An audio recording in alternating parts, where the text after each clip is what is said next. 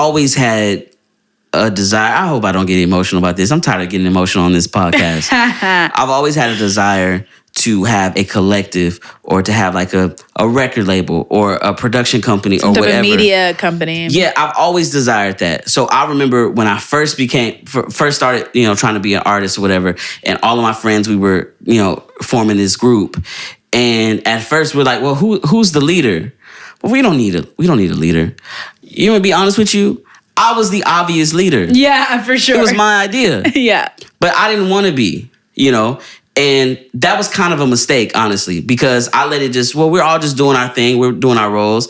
And then we had one person who decided they wanted to take over as the leader, and they just kind of fell apart. Yeah, it was terrible. You know what I'm saying? And then, and now when it came to the very little money that we got from that, it became an issue. Fam, we fighting over like $20. Yeah. You know what I'm saying? Like, this is not even real money. Right. And so it became this thing. And every single time, every time I've tried that, I've always taken the role of, I don't care as much. I don't care that much, And it always ended up where there was some disagreement. And my thing was always, look, I don't want to deal with this. Yeah. Because I don't like to deal with money with friends. That would be me. I hate dealing with money with friends. We all have our own money. That's fine. I mean, yeah. We don't need to argue over money because we all have our own money. I hope. Right. I hope. Or there's going to be a problem. Or if you ain't got it, I got you. And if I lend you money, I'm not looking to get it back. At that point, I see it as a gift. I'm never expecting to get money back whenever I get it. I want my money back. Oh, I am not that way. Because literally, I don't expect to get it back because then that's just a hope. Like, that's just a hope and a dream. Nah, it might not ever happen. But I never asked for it back. And I don't feel like you would really be like that. I'm not. Yeah. Now that I think about it, because my first thought is, oh, well, they said they're going to pay me back, so I'm going to be waiting for it. But I never do, though. Yeah. Because you don't really expect it. Because first of all, I wouldn't give it to you unless I was in a position to. And I actually could without if I lose it, it's not a big deal. Yeah, so I would hope that, but yeah, you're right. I don't care that much. Because to me, and I say this a lot, money just doesn't move me. Yeah. Money does not motivate me at all. Yeah. That's a very privileged thing to say, but I 100% know what you're saying because like I said, I got a promotion and I took a pay cut. And it was fine because I like my promotion. But it happens. Yeah. It just, if you're in the position where it doesn't move you, then that's lovely. I've been in situations where when it comes, ownership is more important to me than money.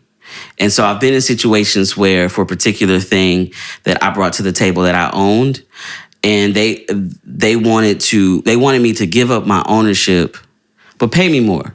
Mm-hmm. But we want to own it though and make you an employee and pay you more.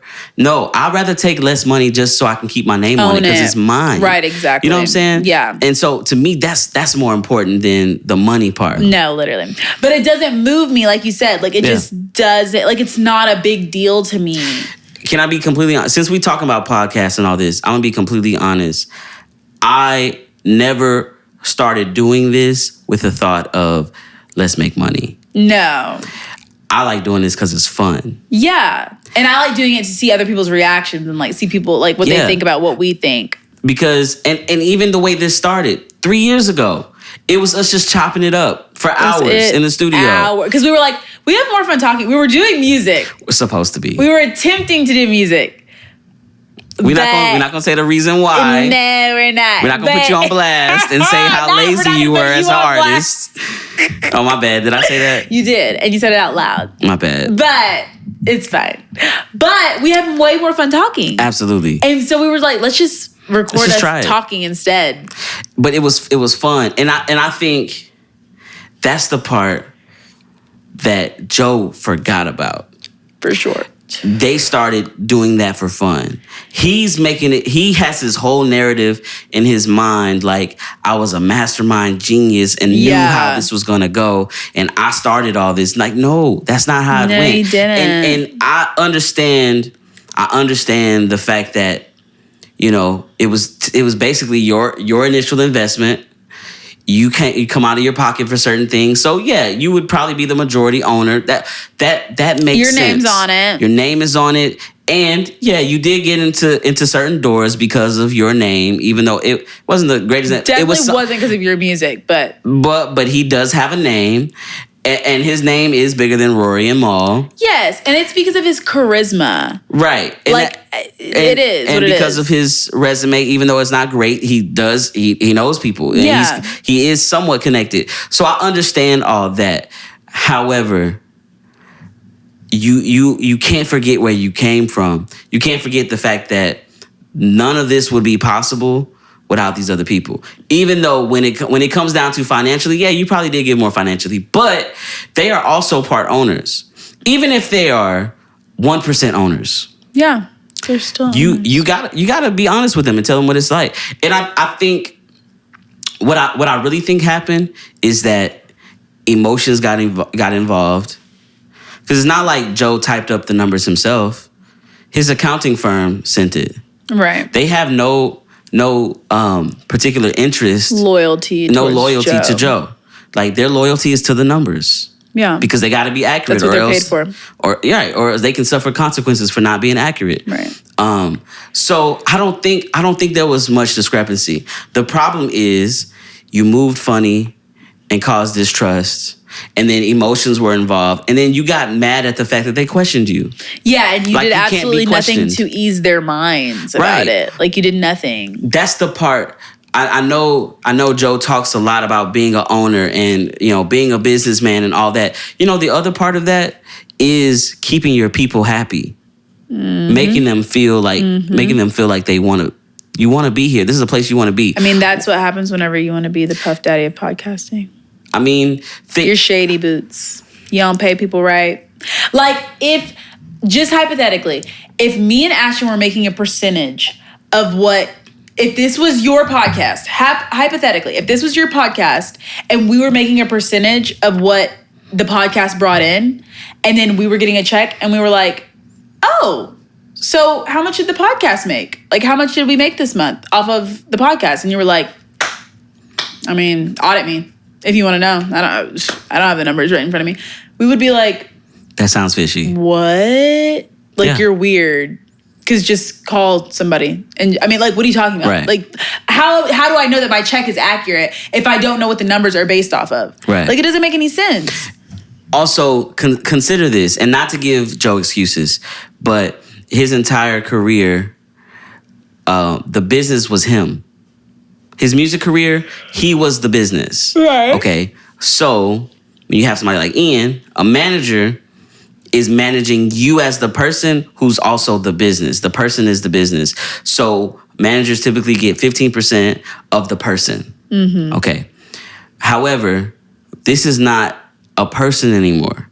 This is a business entity of its own. At this point. Yeah. Whether big or small, doesn't matter. It's a thing of its own. It's the Joe Budden podcast. It's not the same as being Joe Budden.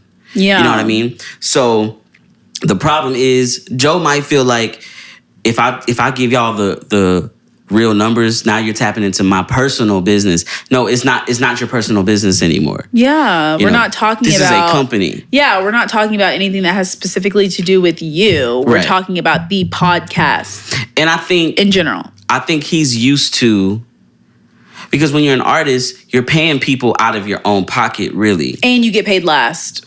Yeah, that's how it works.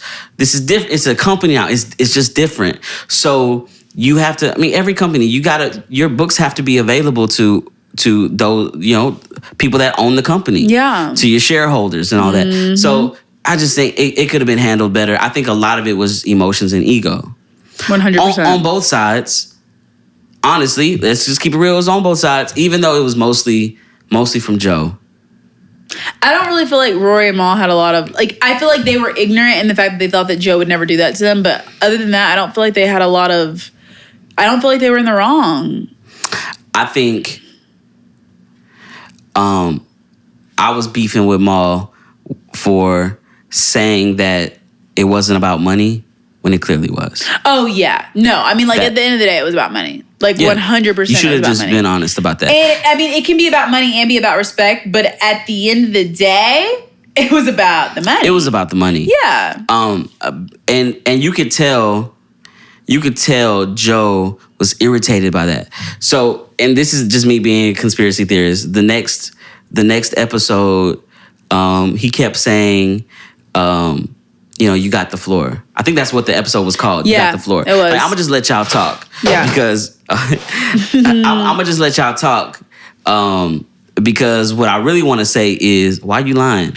It was about money. This whole conversation was about money. Yeah. Like, you playing this like it's about something else. Yeah. And so you could tell, even when Joe was saying like respect, I don't owe you respect. Like, I knew where he was. I felt like I kind of knew where he was going with that. He was trying to bait him into saying, what is this really about? Because it's not about respect. Yeah.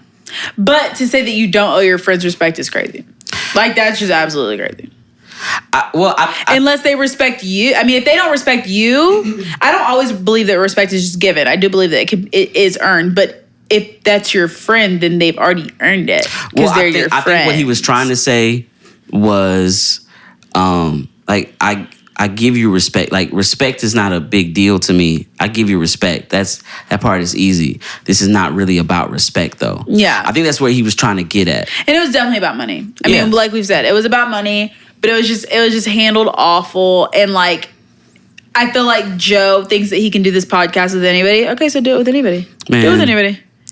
I mean, listen, I'm not listening. Ice and Ish is cool, but it's just not the same. It's not the same. And that's okay to say. Like, it's just simply not the same. And Parks, if you think that you and Joe can do it, then go at it. Go for it.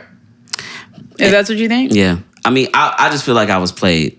Yeah, for a long time. And then for them to sit up there and be talking about other people's deals, babes. Oh, and you had no idea what your deal looked like. So why are you even in my business of what my deal looks like as an artist? But you absolutely have no idea what's going on with your own deal. And y'all are sitting there acting like y'all do. Like, that is hilarious. Idiots. Idiots. They're all idiots. Let me ask you a question. This Spotify deal that they had, apparently it was worth a lot of money, and he single-handedly decided to turn it down. Mm-hmm. Let's say we had a huge deal on the table and I was talking to them and I told y'all, hey guys, I turned down the deal. We're not going to do it. I'd be like, why? Just don't think it's right. I think we need to own it. I think we need to just move independently. I mean, if you were talking about moving independently and like we were all in that position, fine.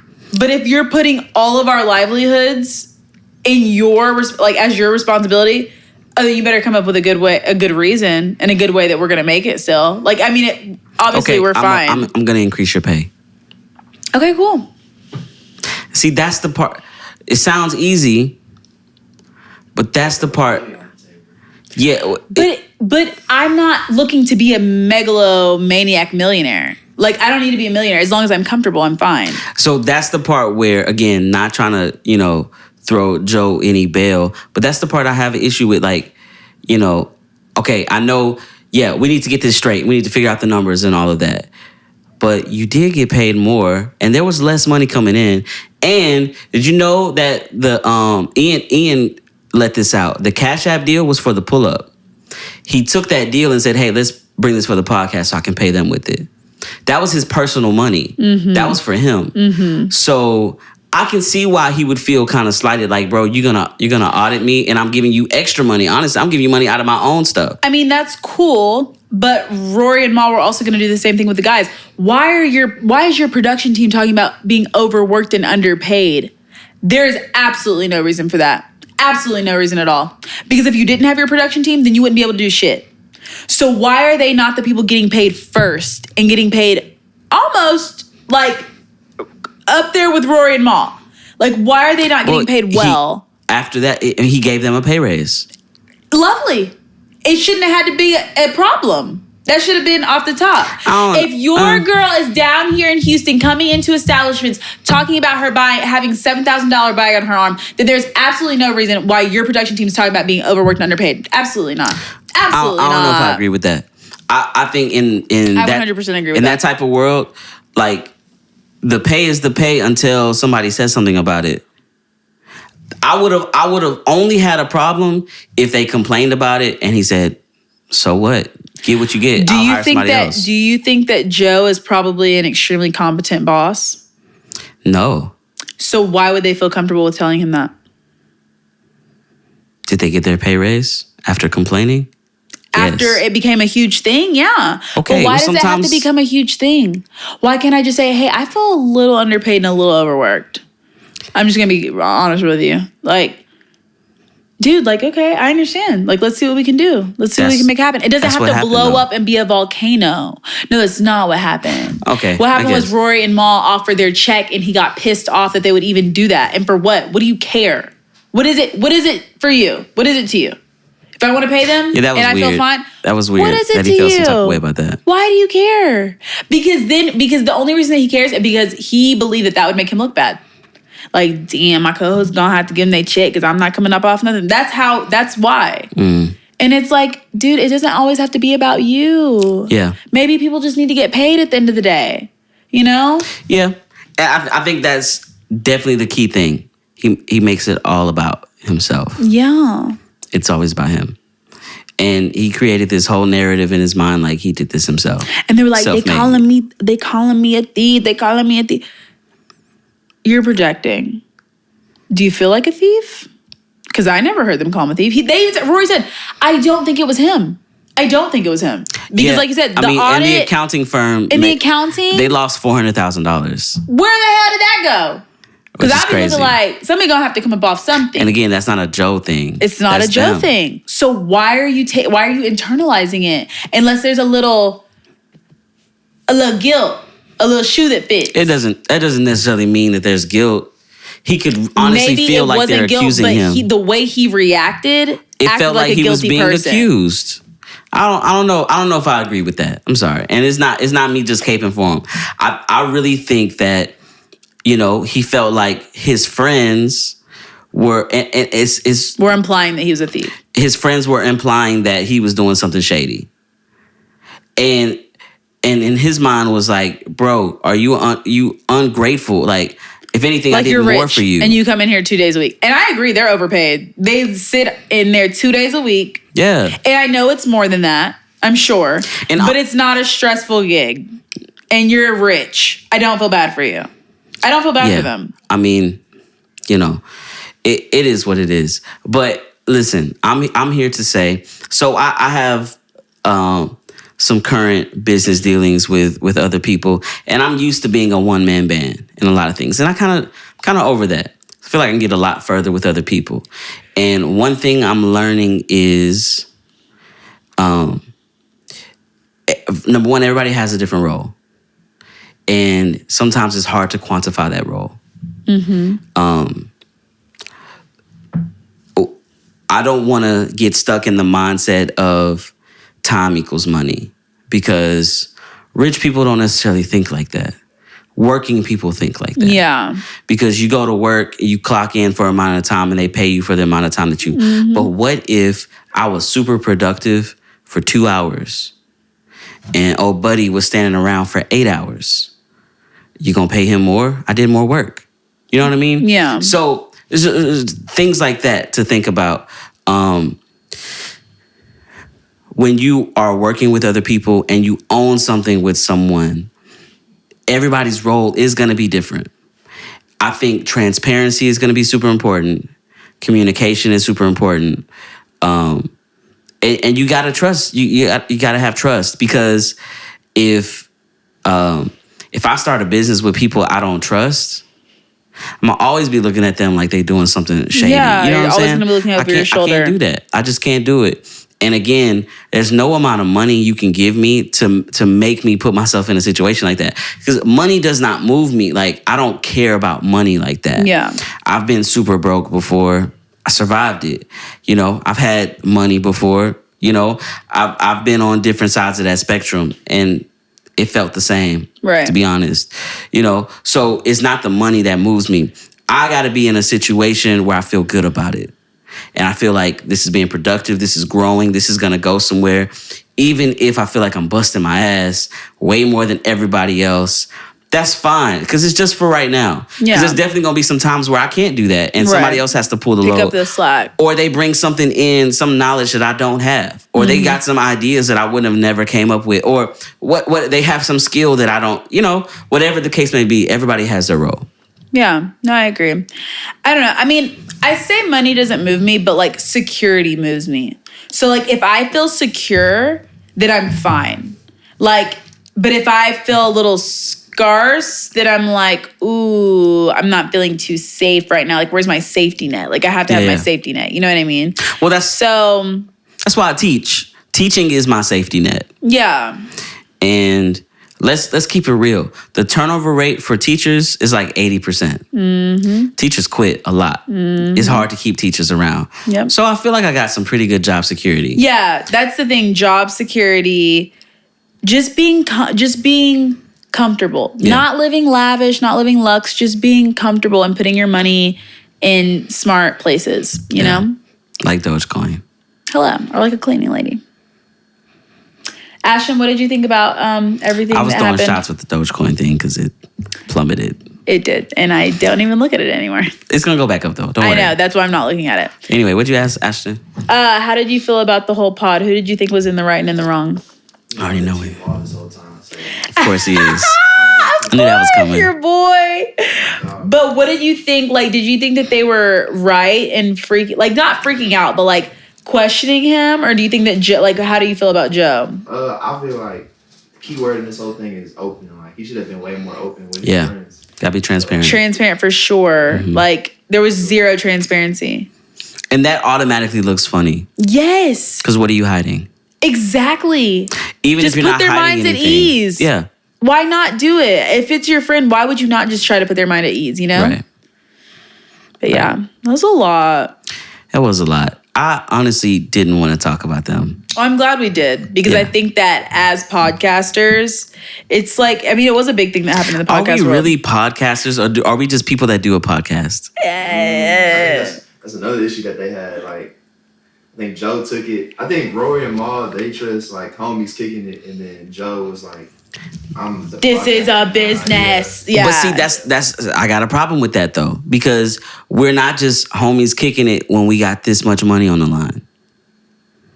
We're definitely a business now. That's why everybody loves the pod though. That's what I'm saying. On camera and on mic, your homies kicking it. But ultimately, this is a business. No, for sure. But if you skate over the fact that you are just homies and you are just kicking it on camera, then you lose the essence of the pod. That is the essence of the pod. If we lost that essence, it wouldn't be fun. Yeah, you're right. You know what I mean?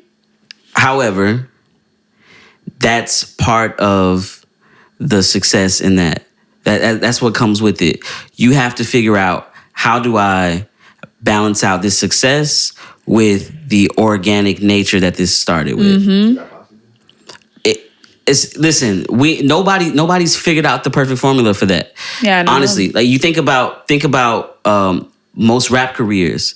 They start off talking about how they've been broke, how they came from the streets, and they get money, leave that.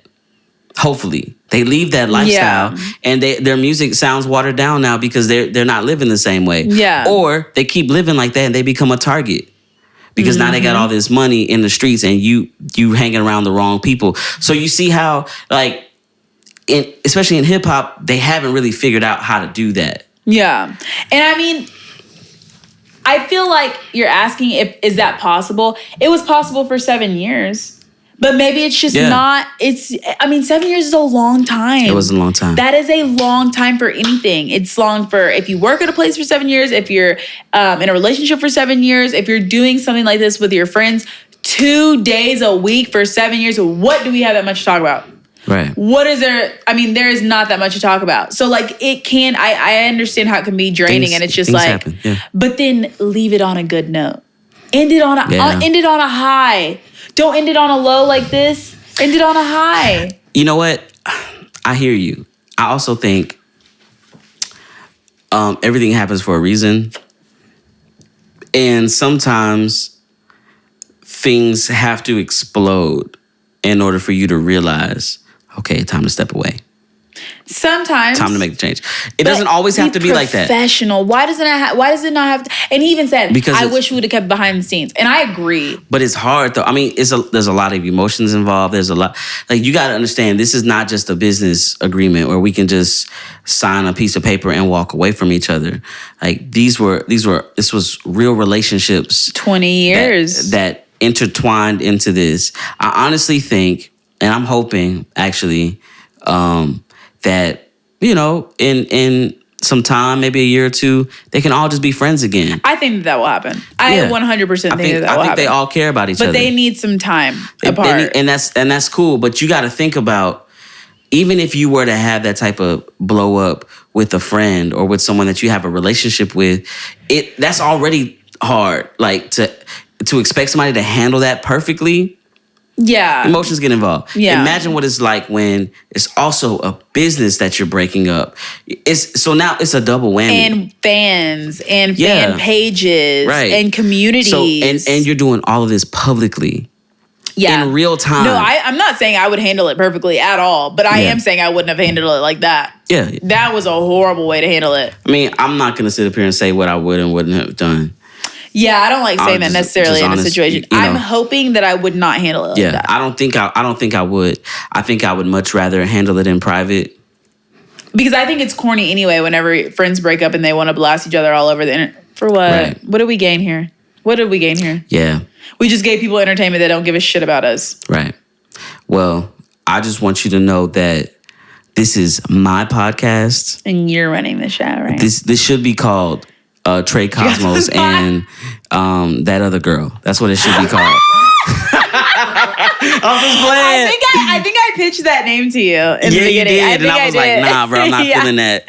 No, but you know what? You know what happened? What? All of your followers would attack me you because they already and do. I would encourage them. Yes. They attack me for like the most basic things. Like, bro, like I honestly feel like if this gets big, if this does get big, I'm gonna get canceled. But it's all gonna be people that support you. We're gonna have a war. Like, it's not fair. We're gonna have a fan base war because I feel like the people that agree with you probably think I'm an idiot, and the people that are in the right and agree with me probably think Trey is an absolute bigot. I'm not even gonna go there. Whatever. That's their opinion. But I've definitely had somebody say like, yo, Earf, she's so opinionated and she just says the dumbest things. That's what a podcast is for. Opinions. She says some of the wildest things. Like, what's wrong with her? Oh my God. So hey, look, I got my hive too. All right. And that's fine. Listen, I want to ask y'all, are you team Trey or team Earf? Are you team right or are you team wrong? Okay. I'm obviously team right. Definitely not. And that's okay. They can say that because I have a YouTube. Okay, I'm used to people telling me to die in my comments all the time. So it's absolutely fine. That's funny. No, literally, I'll just be scrolling through a comment section and they'll be like, drink bleach, die. I'm like, oh, this was about makeup. This was about makeup, but okay. I don't know. People are crazy on the internet. People are crazy. You got a crazy following though. Like, crazy. You're following, like, these people are cuckoo, bro. I love them. Okay, so I have a question for you guys. Don't think it's corny. This is definitely It's a two-part question. So 1, do y'all believe in aliens? And 2, oh my God. No, listen. And if you do, or if you don't, do you think that believing in aliens can, does it correlate or does it like disprove the reality of God? I know that's a lot, but the reason I'm asking this is because me and my husband have gone down a alien rabbit hole. We watched a documentary on Netflix called Bob Lazar, Spacecrafts, and something else. And we've always been interested in the conversation because we live in the middle of nowhere. And it's like, how come we never see alien spacecrafts? Like, this would be the best place to see them. But it's like, I literally went down this hole and I asked my parents, and like my parents have differing views on like whether or not like one of them believes in aliens, one of them doesn't. Not necessarily aliens, but like other life, I guess, on other planets. Yeah. And it's like, what? Like, are they not? I mean, I know what I believe, but I want to know what you guys think about it. So Trey, and then I'll ask Ashton. So here's my thing on that.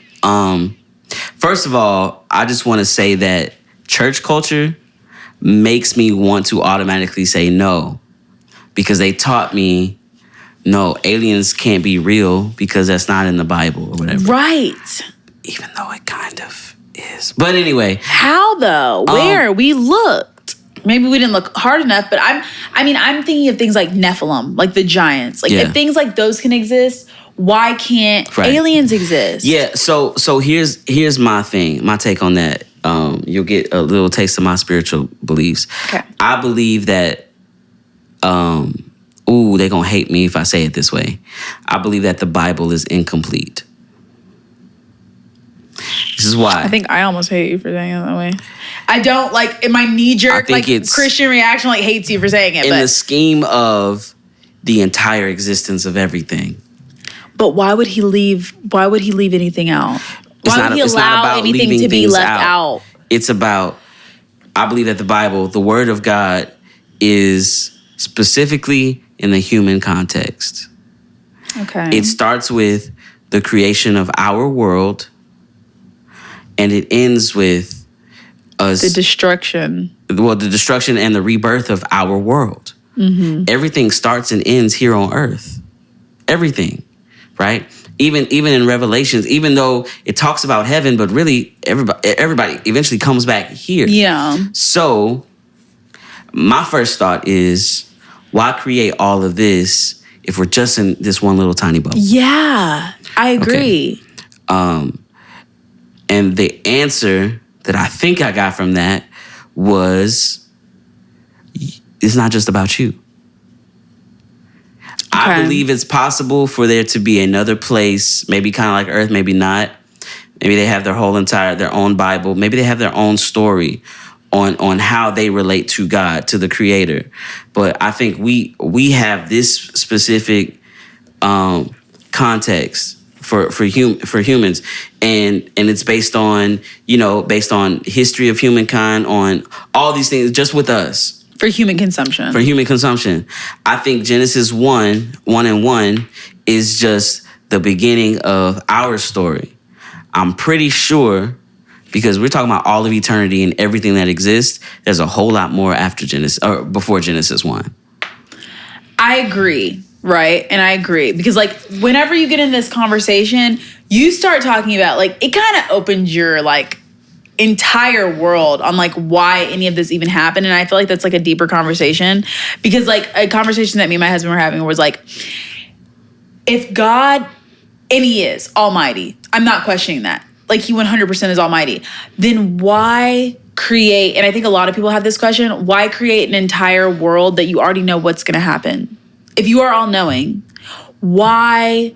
It's like a game. It almost seems like a game. Like you have these tiny little players, millions, billions of tiny little players, and you already know the outcome of everything that's going to happen. What's the point? And I said, from like a human perspective, I'm like, I believe he was lonely. Like maybe I'm wrong in that, but like I can imagine if you are the only existing being or soul or whatever in the realm of the universe, it has to be lonely to a certain extent. Like, I'm sure he even has that emotion. If he can feel sadness, if he can feel happiness, then why can't he feel being lonely? Of course he could fulfill that, but that's why I believe that he created humans. You know what I'm saying? Mm-hmm. But, and this might like take y'all a minute to answer because it's like a hard question to answer, but like, if that is the case, what you're saying, that the Bible is like beginning and ending of humankind, why would he not talk about aliens? Like, why wouldn't he even mention them? If he created them, why would he not even mention them? I just don't understand. So, number one, let's talk about the fact that God himself didn't write the Bible. Right. Man, he used other humans to write it. So, also, it definitely talks about, like, there's knowledge of things that we just wouldn't understand. We know science tells us that we use, like, 10% of our brain capacity. I think that's a myth, but I've heard that my whole life. Because how are we using 10%? I feel 100%. I mean, I don't think it's impossible for you to use more than that. How? Because you got to think about. I'm thinking so clearly right now. Okay, it's not about how clear you're thinking. It's about using your brain to its full capacity for your full, like, to be able to learn. Is there a limit on how much you can learn? No. I don't think there is. Like, how are some people more intelligent than others? I think They know more. But how do you know more? Like, physically, what is happening? I think they just use an incremental number, like an incremental amount more than everybody else. So when you think about, if we're only using 10% of our brain and this guy over here uses 10.1, he's way smarter than everybody. Yeah. And it's just 10.1%. You know what I'm saying? So Yeah, I know what you're I'm not saying. trying to make it super literal because, I don't want to sound like an idiot. But Yeah, I know. But you know what I mean. So hypothetically, I think that's how, like, that's how I like to explain what Jesus was and like what the Holy Spirit is. It is you tapping into a part of yourself that would otherwise be unavailable almost. okay. So anyway, that's a whole nother thing. But I don't even remember why I got on that. Because I was asking you, why would he? Well, my main question was, Why would he not mention, if he created everything else, he talks about creating the heavens and the earth. Why would he not mention? In my opinion, I would think that the heavens are considered the other galaxies because there's so many galaxies. We are literally a speck in the solar system, a speck. Why would he not mention, hey, y'all, I got a whole other world as well, just so you guys know. And there are other life forms on that world. Maybe it's not necessary. Is it not? Because I feel like it's such a big question, especially in Christian communities. There's a lot of things that are big questions, but are they necessary? I feel like they are, because sometimes this question steers people away from God because, okay, so like my mom was saying, she was like, well, he talks about creating the heavens and the earth. Is he talking about heaven and earth? Or is he talking about heavens? So like the other solar systems, other galaxies. And I said, I would say that he is talking about other solar systems and other galaxies, because if he wasn't, then that would be implying that somebody else created those. And if there's one creator, then he had to have created all of this. Well, all of it. I actually think all of that was created before Genesis 1:1. But he talks about hanging in the stars in the sky and creating like the solar system. So, I mean, one, do y'all believe in aliens? You don't? Okay. I think I do. And two, do you think that can somehow not correlate with believing in God? Why? Because people are like, who created them? He must have not created them if he doesn't talk about it, which I don't necessarily believe. But I just wonder as to why he would not mention, like, if his goal was to spread the gospel, if that's what we are here on this planet for, which I believe that is a part of the reason that we are on this planet. So he wants to fulfill his mission through humans. Why would he not mention that, hey, there is other life form? Let's put that in context since we're talking about the whole universe. He wants to fulfill his earthly mission through humans. Okay. Because it's just the mission here. Okay. And like I said earlier, the Bible starts with the earth and it ends with the earth. It's just here.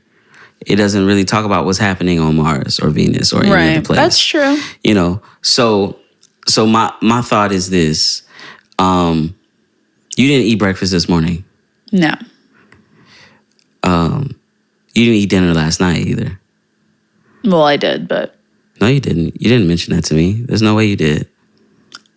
So just because I don't mention something to you, like, it could possibly be that I didn't tell you about this because you wouldn't really understand it.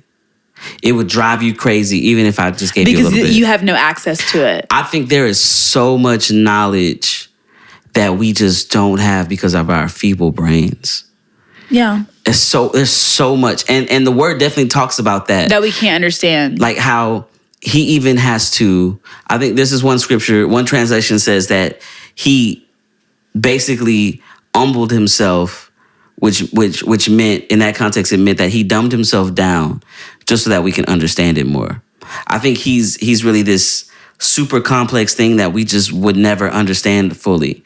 So let me dumb it down and put it in certain contexts. I'm going to call myself the Father, because in a culture we can understand what that means. Right. Okay. And then I'm going to call this my Son. I'm going to call this the Holy Spirit, because I think we can have a better grasp on that. But if we were to really get all the knowledge on what that really means and everything that he's done and all that he's created and everything that he is, it would blow our minds, literally blow our minds. We wouldn't be able to keep up. No, I agree. And like what we were talking about, we were saying like, how could he not have allowed aliens to be created or create aliens himself? Because if you think about the solar system and if you think about like galaxies, dark, black holes, stars, moons, everything, the planets, it's so perfectly laid out. How could you not, like in my opinion, how could you not believe in a higher power or God? Because it's so methodical. It's not something that just comes out of nowhere. It's not something that comes out of nothing. Like it's so pre-planned. And you also got to think about, again, the Bible's written by humans. Right. And so they are writing about things in the context of their culture and with the limited knowledge that they have.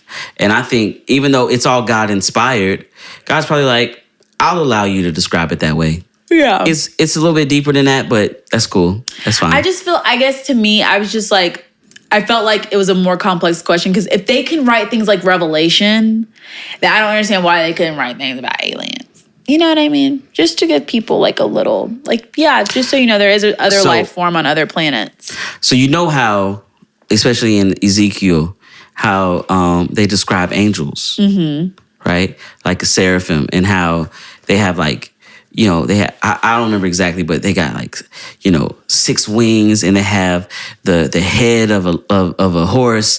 And yeah, they don't sound like what you see, or like what we think angels like babies in diapers the description. With wings. Yeah, they definitely don't sound like how you think they would. First of all, why are those angels never black?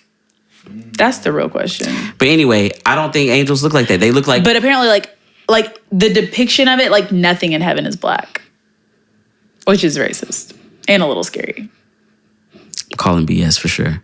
No, like I don't believe that that's the truth. But like, if you know what I'm saying, like whenever they depict it, I think because like, black is evil, but that like goes into racism and like everything else. But I think that look, we gonna listen. Racism gonna come up in every podcast. One thing about it, it's gonna come up. It's gonna come up. But yeah, I don't even think they look that human. I think they might be. I think that is the closest to information we'll get about aliens.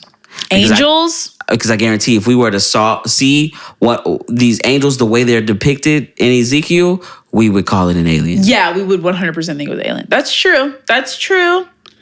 So I guess I just wonder, what did he create them for? Because I believe that he allowed them to be created, if not created them. It's none of our business. No, it's not. I'm not a percentage owner in that. You're an idiot. So it's none of my business. I'm just an employee. Barely.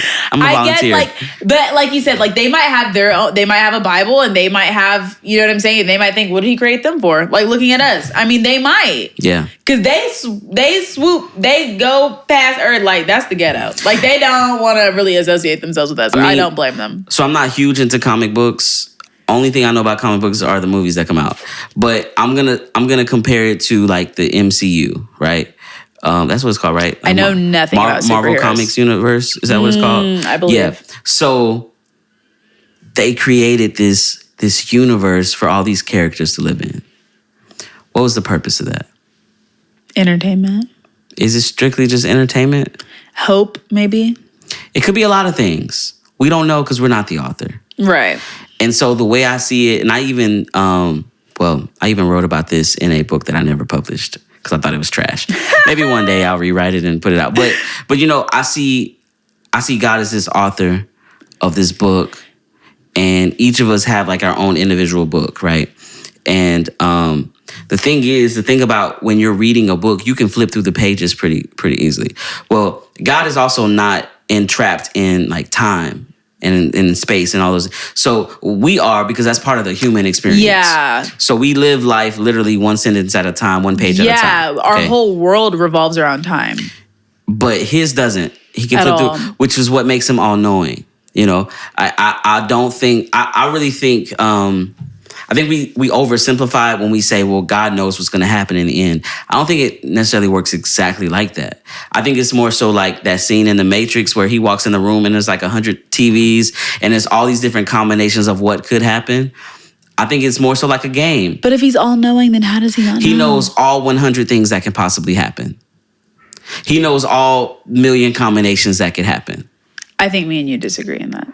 And he rolls the dice. But I do think it is like a game. I think he rolls the dice. Oh, yeah. Because that's where our free will comes in. Like, you know, yeah, we have choice, but we have very limited choice. And a lot of times our choices are kind of, you know, leaning towards certain things. But ultimately, I think he allows us to have choices as part of a game theory where he looks back and sees all the different combinations of what could happen. Of how we roll the dice. At the end of the day, the big picture is going to happen.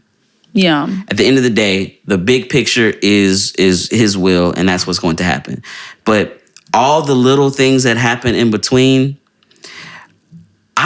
I think he knows all the different ways that can happen, but I don't think he picked one path. Maybe not. Because I'm not totally disregarding that theory. I know that has nothing to do with aliens. We kind of got off of that a little bit. No, but yeah, I know what you're saying though. I don't disregard that theory. But like, okay, hypothetically though, like what if they came down here though? Like eventually. Like that would have the church in disarray. Like I was literally talking to my stepdad about this and he was like, if I see one, which I hate this because it's like, okay, but you've never seen God, but okay, whatever. Physically. And maybe some people have. I haven't. And I know he hasn't. So it's like, you know what I'm saying? So he's like, if I see one and, you know, they're here on earth, then I'll, you know what I'm saying? Then I'll cross that bridge whenever I get there. But it's like, yo, the Pentagon, not that I believe the government, but the Pentagon, and I do think it's weird their timing in this, is saying they're real. Like, there are UFOs, there are UAPs or whatever. That's what they call them, unidentified aerial phenomena.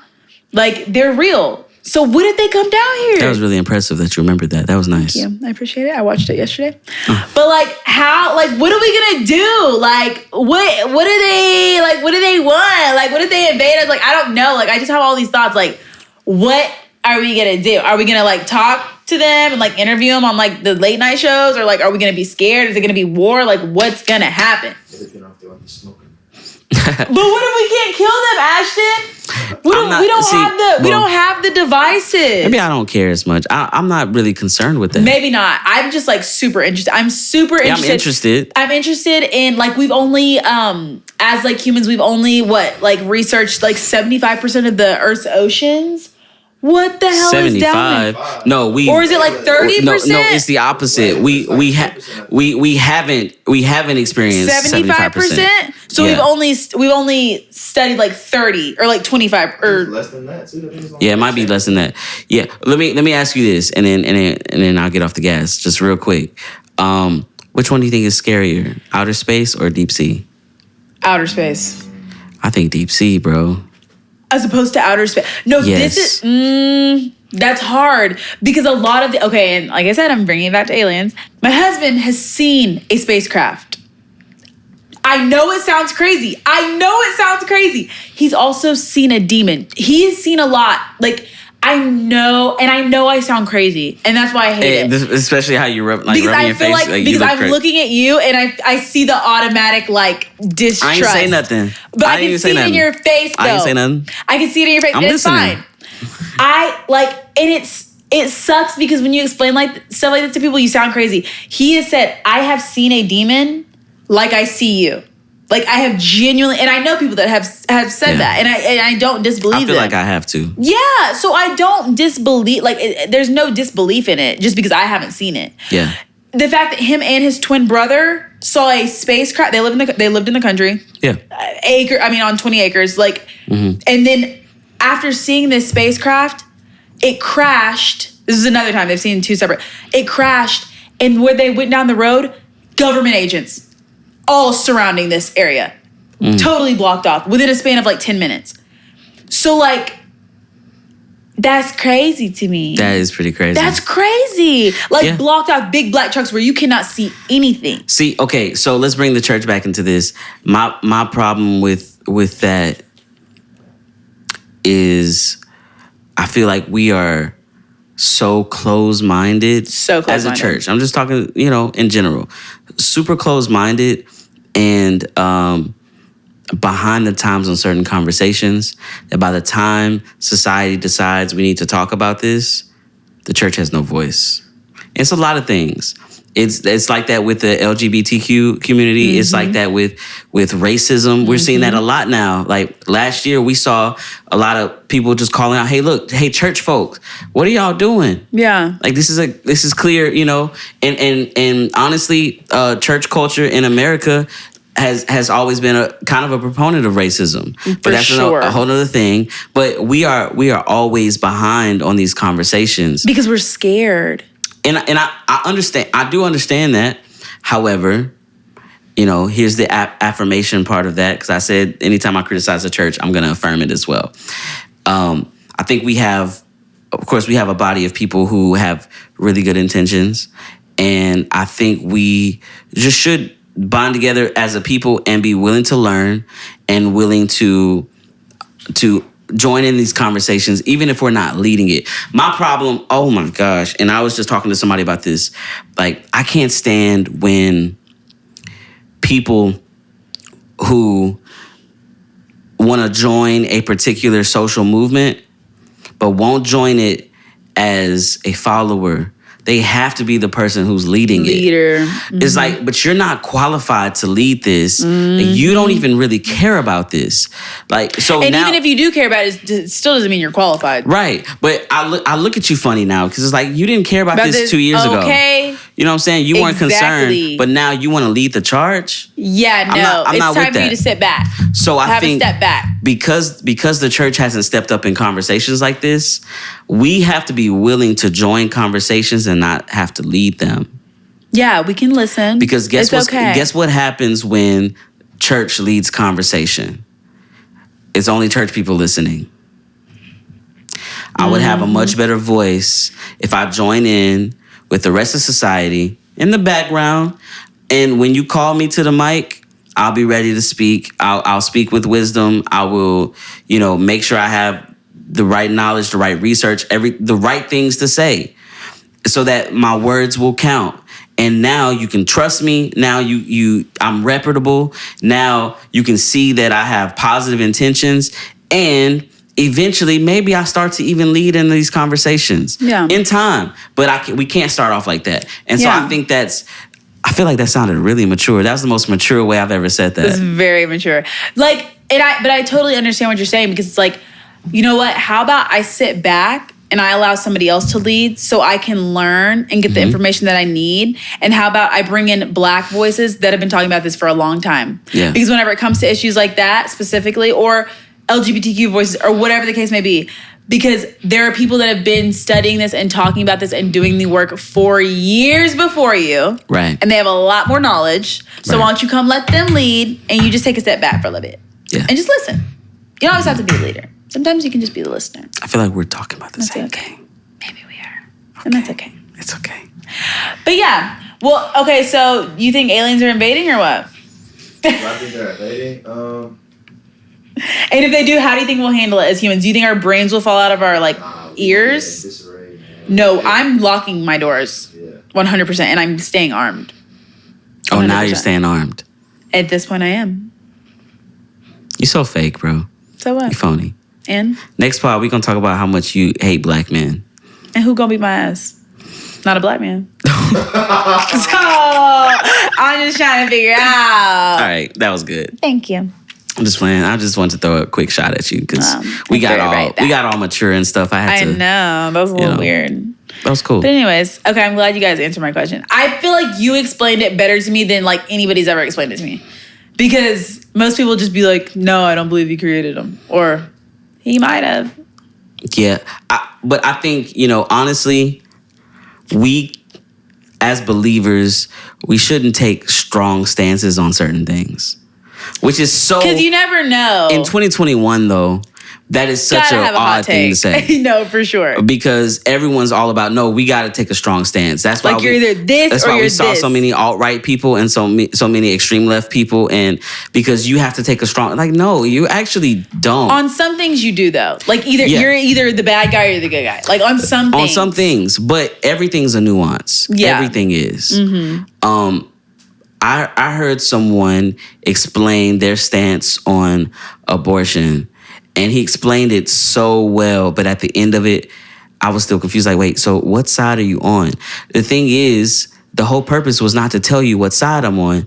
The whole purpose is to tell you why it's so complicated for me to have a side. And why sides just cause division automatically. I don't know why a man's talking about abortion, but that's another story. Because someone asked him. That's funny. He was talking about it because someone asked him. Oh, okay. That's fine. There's nothing wrong with that. If somebody asks him, that's fine. I think it's a little weird when men have opinions on women's bodies. And he was talking specifically about a situation with him and his wife. Oh, okay. Yeah. So shut me up then. Yeah. See, you're not gonna listen. You're not gonna keep coming for me. No. And let me talk to your supporters too. All of your crazy followers that you call crazy. Y'all not gonna keep coming for me. I'm gonna stand up for myself. Okay. I don't care what Earf got to say. I don't care, Why did Earf. my partner ask how we don't box on this podcast sometimes? I'm like, I think sometimes I push would never hit hit a woman, though. No, but I'm never gonna hit a woman. I think sometimes you want to get to the point where you're just like, I'm gonna knock all this shit out. I definitely want to like yank the cable out of your mic. I'm gonna knock all this shit out.